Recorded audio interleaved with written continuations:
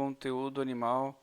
Se ainda ficou alguma dúvida, por favor, deixe seu comentário aqui na área de comentários. Se você quer saber mais sobre o assunto que você acabou de ver, pode vir aqui nas nossas playlists.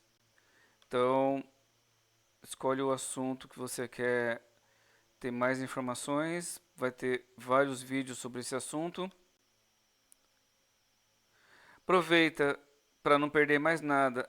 Clica aqui no inscrever-se, né?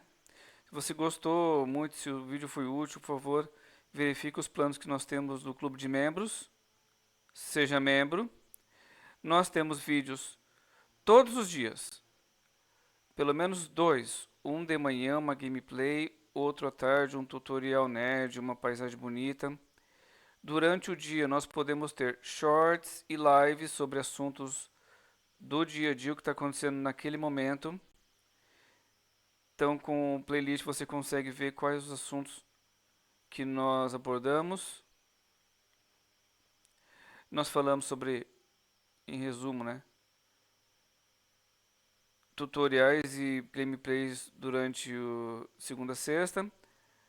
Aos finais de semana nós temos paisagens dos passeios de bicicleta, aulas de tênis, aulas de equitação, voos de drones, eventos sobre animais de estimação e aula de equitação.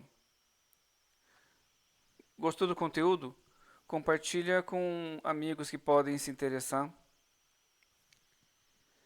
É isso, muito obrigado novamente. Qualquer dúvida, área de comentários que eu respondo a todo mundo. Muito obrigado e fui. Até o próximo vídeo, pessoal. Tchau, tchau.